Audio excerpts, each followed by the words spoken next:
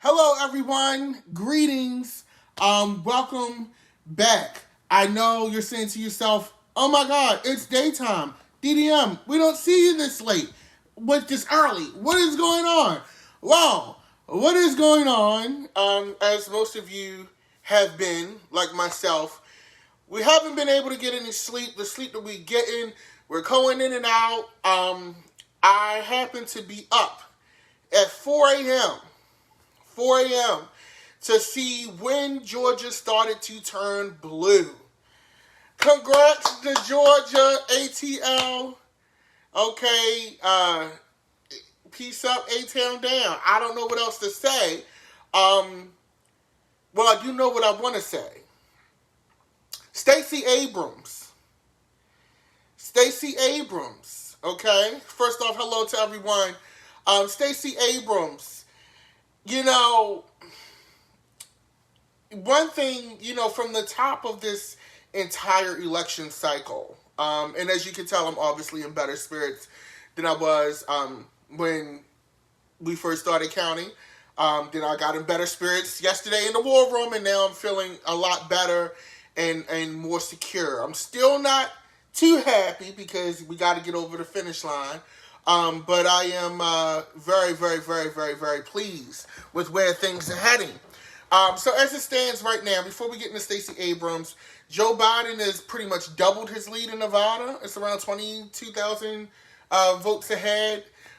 His lead in Pennsylvania, he's finally taken the lead in Pennsylvania, has increased as well. He had around 13,000 votes ahead. His lead in Arizona is shrinking, but hey, Arizona is historically a Republican state, so we'll have to see how that pans out. But once again, back to what I think is historic news. Georgia turning blue. Thank you, Adrian. Georgia turning blue. Now, here's the thing. The reality is that Biden's campaign, Joe Biden as a presidential candidate, owes a lot to the black community.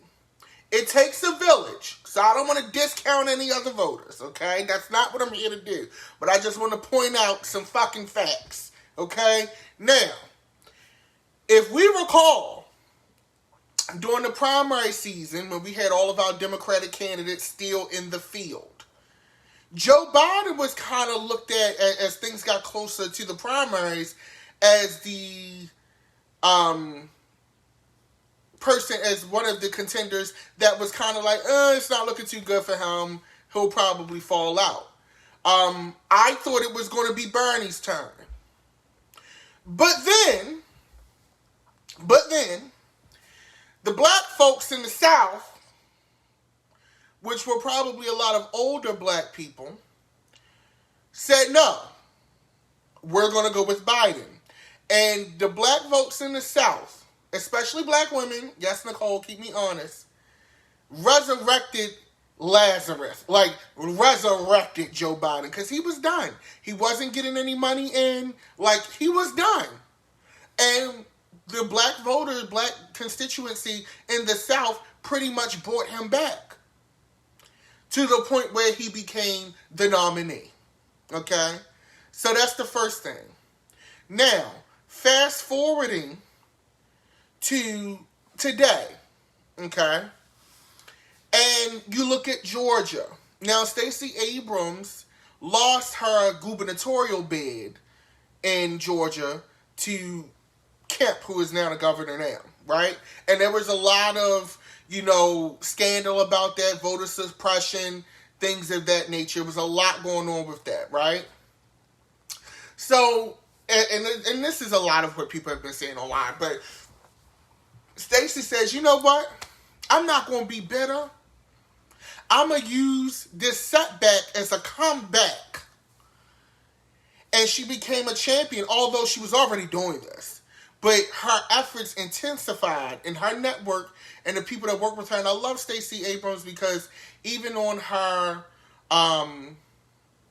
her Twitter feed, she acknowledges, hey, I didn't do this myself. These are the people that helped get this done with me, okay? And I love that she took that setback and said, you know what? This isn't going to happen again. I'm going to go out and I'm going to get these kids registered. I'm going to get these people, these voters who aren't registered, these people that having trouble getting to the poll. We're going to make this work, okay? And her efforts paid off in dividends for Joe Biden. That's a reality. That is a reality. Because, and I'm gonna get to this in a second, because I've never seen that. Like, historically, from what history says, the last time that Georgia voted for a Democratic presidential candidate was in '92 with Bill Clinton. The last time there've only been 2 Democratic candidates that they voted for, and that was Clinton and John Kennedy. Joe Biden will be the third. And then they did vote for Jimmy Carter, but Jimmy Carter is from Georgia. I mean, it makes sense. Like, home state. We get it. Okay? And the thing is, here's the thing. It's looking good. It's looking good. We still got to wait till all votes are counted and tabulated, of course. But one thing I want to touch on, and not only that, but by the way, Joe Biden has the most votes in the popular vote of any presidential candidate in history. FYI. But one thing that I want to touch on as well, and this is something that I have always said since Biden was voted to be the nominee. Joe Biden is not a change president. He is a stop the bleeding president. People ask me, and I see a lot of the Hotep crowd and the woke crowd and, all of that, not to be disrespectful, but it is what it is because y'all still talking. Well, see you in another 4 years, nothing's going to happen for black people. And I get that, but here's the thing. He ain't going to really be able to do much enough in any goddamn way, because the way these Senate races is looking, it's going to be an uphill battle regardless. But what I don't want to happen is this, and I'm not saying not to hold Biden accountable. I'm not saying, should they win, not to hold Kamala accountable. But we got to understand what the fuck they're going to be working with. Lindsey Graham is not going nowhere. Mitch McConnell is not going nowhere. Okay? So we still going to have to deal with those asshats. Okay? The only thing here is that they say, what do you expect for Joe Biden to do in these 4 years? I don't expect much. And that's not saying that I don't think anything could be done. But looking at how our government system works, looking at how polarizing our country is, the only thing I'm really expecting him to do is to do global service work, bitch. Shake some hands, kiss some babies, get some people back on our side, get us back in the Paris Climate Accord, get some shit good with NATO, basically clean the disaster that's been happening for the last 4 years up. Okay? He is not a change president. You shouldn't even, I'm not saying you shouldn't expect that, but you got to look at the chessboard, sis. Don't be fucking delusional. But what I will say is I'm going to rejoice if Biden wins, which, looking at the way things are going, he should. I'm going to rejoice in not being nervous about what the leader of my country is saying to allies. I'm going to feel good being able to go to fucking sleep, okay, and not have to worry about, oh my God, did he piss Germany off on Twitter last night because he saw an interview that he didn't like.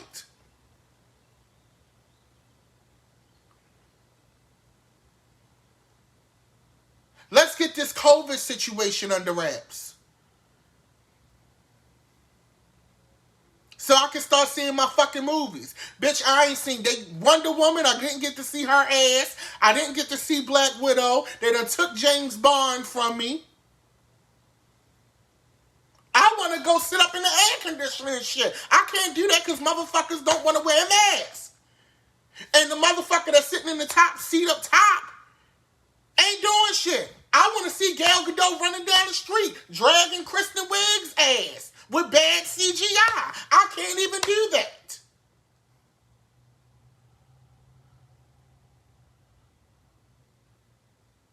Okay? So that's what I'm looking for Joe Biden to do. And let's be realistic here. Now, let's look at another part of history. Joe Biden will be, I think, the oldest president we've ever had. But on the flip side of that, we'll have a black woman, whether you like her or not. Because for some reason, we hold people, we didn't hold this administration to this standard, but we hold people to records like death. And I'm going to say some shit about that because y'all gave Kamala a hard way to go. Y'all gave Elizabeth Warren a hard way to go, who was very fucking qualified. Y'all gave a lot of the women and minorities a hard way to go in them primaries for every fucking thing that they've done in their life. Cut the shit. Okay? Cut the shit. At the end of the day, if Biden and Kamala win, not only will you have the first black woman of color, because, she's mixed or what have you, in the White House as a vice president, she'll be the first woman, period. Okay. A HBCU graduate, Howard University, which is right up the street from my house. And a motherfucking AKA, ski-wee, whatever the fuck y'all be doing. I don't know which ones, I don't know all the signs. Okay? So look at that progress in the midst of bigotry. So we'll have a lot of things going for us. Let's be realistic here. Is the world great? No. Is the United States problematic as fuck? Absolutely. But I don't want to keep going down a drive of chaos, a road of catastrophe, a cauldron of disaster. Okay? I don't want to keep having to do that. And the thing that's crazy to me, and I'm going to touch on this. The thing that's crazy to me is some of y'all that's sitting up here, oh, Biden, this is shit and, XYZ. So you wanted Trump to stay in office? But also there's some of y'all that's saying this shit got kids.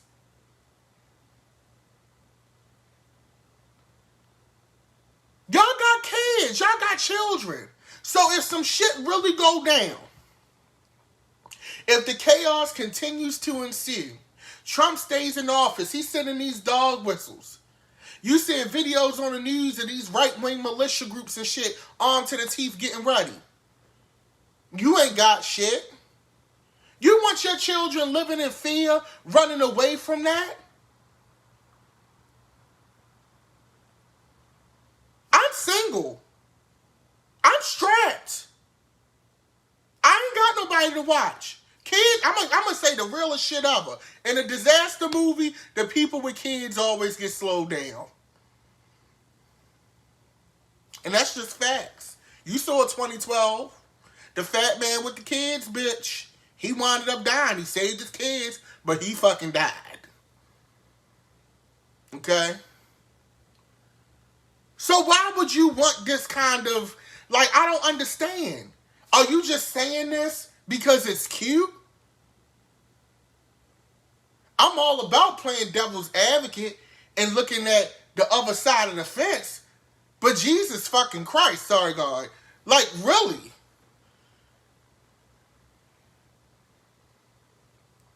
Police brutality is still an issue. It's going to be an issue because it's got to be fixed within the system. 3 videos ago, I said that I think police needs to be psychologically evaluated twice a year.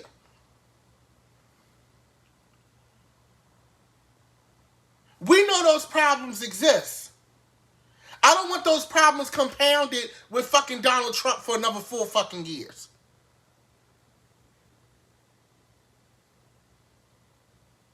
That's just bottom line.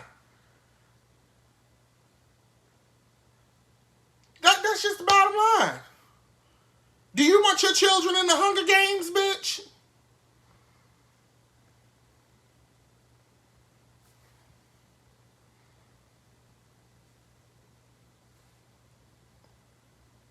You know, I don't know. But I think, you know, we're in a good space. I'm not going to say we're totally out of the woods yet.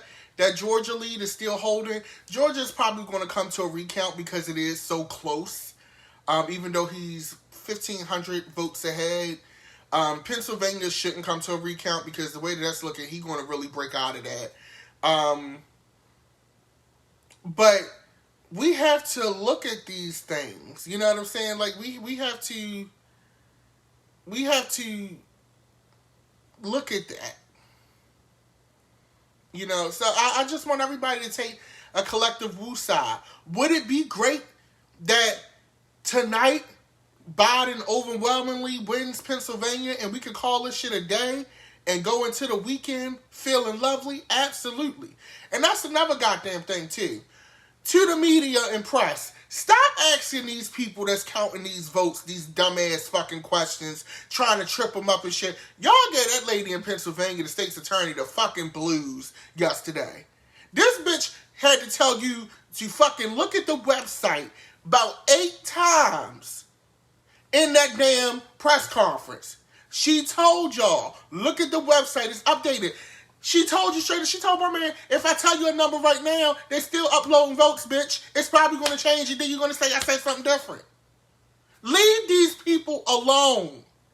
Let them do their job. Okay? Let them do their job. To you asshats in Arizona who want to show up with guns and peacefully protest about them counting votes, I'd have locked every one of y'all goddamn asses up.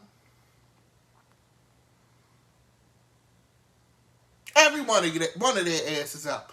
Because I'm going to be honest, if some black people or any person of color showed up with guns and peacefully protested for real, y'all would have a fucking fit. They claim the sheriff showed up or the police or whatever. I didn't see not one cop on TV. And I've been flipping back and forth between CNN and MSNBC, bitch. I even dabbled at Fox News for like 5 minutes, then I started itching. Okay?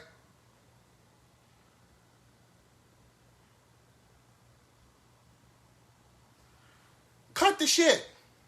You know? And I want to also point out, this election shows the power of inner cities.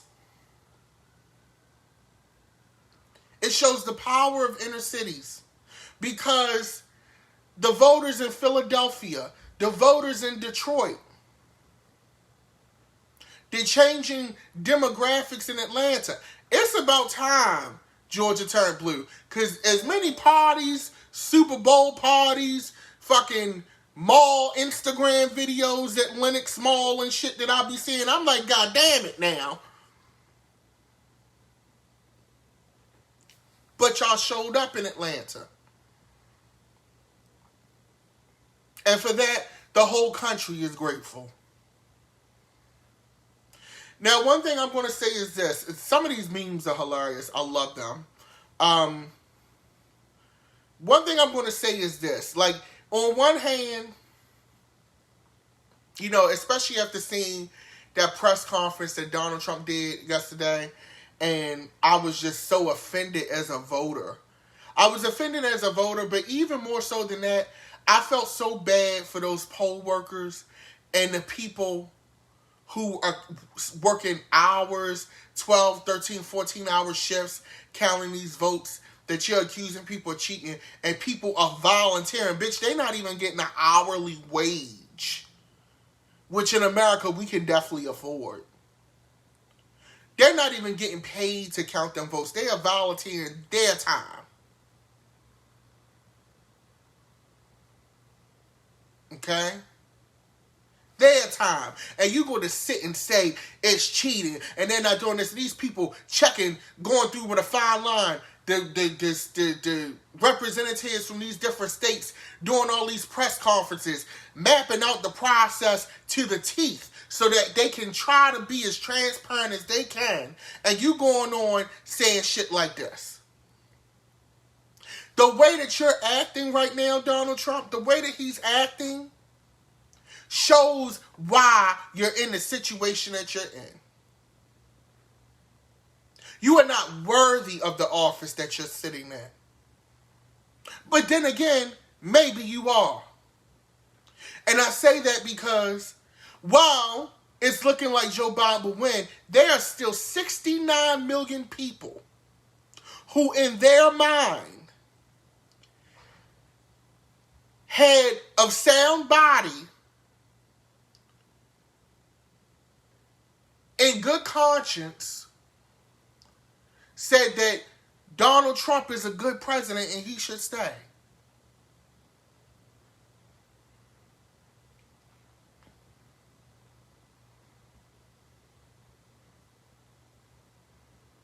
Let's think about that.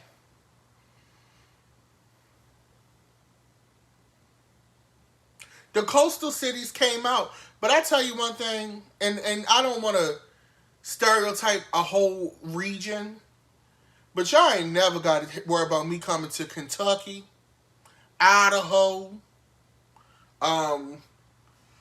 Tennessee. I just have no interest. South Dakota, North Dakota. It wasn't never on my bucket list. Bitch, it's definitely not going to be on there now.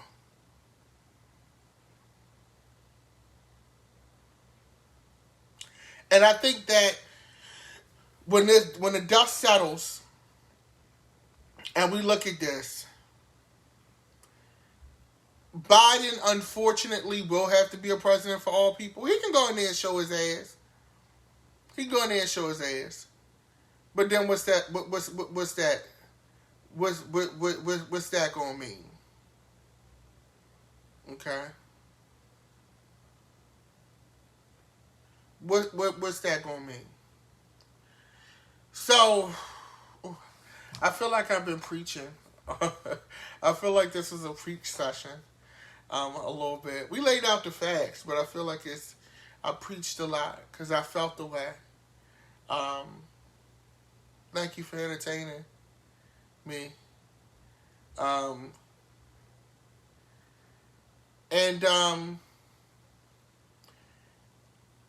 Another thing, people vote with their purses and things like that. But I think that it would be a different story. Here's the thing, and people say, well, we can agree to disagree. We can. We can agree to disagree. But unfortunately, the candidate that you want me to agree to disagree with you on and act like everything's okay, and we can go back and work and go out to dinner and shit and talk and Target,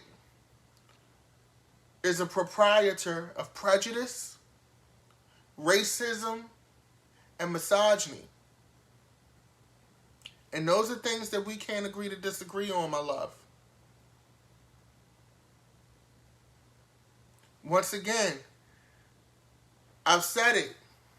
When I went to Western Virginia and I saw all them Trump flags on homes next to Confederate flags together, that told me what I needed to know about your candidate, about your president. Okay? That told me everything I needed to know about you. So no, we can't agree to disagree. I'm not saying that maybe down the road you can't change. But this was a hill that you shouldn't have chose to die on. And now you got to live with that. Because I'm not going to look at you the same way. I just can't. So now you got to do some soul searching if you choose to do so. Or you can be stubborn and be living in your own ways, stuck in your own ways. But just know that we can't be friends. No Deborah Cox.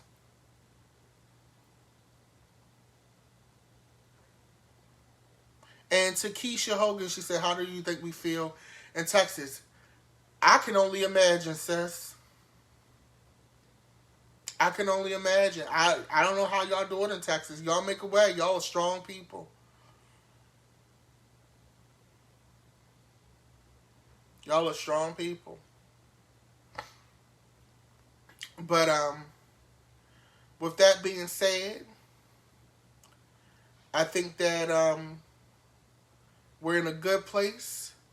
Hopefully, tonight we'll be saying, Joe Biden is the official winner of the election. Now, of course, we got to prepare. This is not over, right? So now we got to get into this section of our show. This is not over, even if he's declared the winner. In addition to the numerous lawsuits that the Trump administration are going to file, in addition to the recounts, in addition to the slander, we got to worry about any frivolous or crazy executive order he decides to sign between now and January 20th, I believe. I think that's going to be our next countdown date when the inauguration happens. We still have to deal with him through the holiday season. I'm going to speak it into existence. Once Joe Biden is declared the winner, I'm going to tune Donald Trump out. Because I know Joe Biden can reverse some of these crazy executive orders that he may sign, right? But that would be my birthday is actually this month. But this will be the ultimate birthday gift for me. The ultimate Christmas gift for me.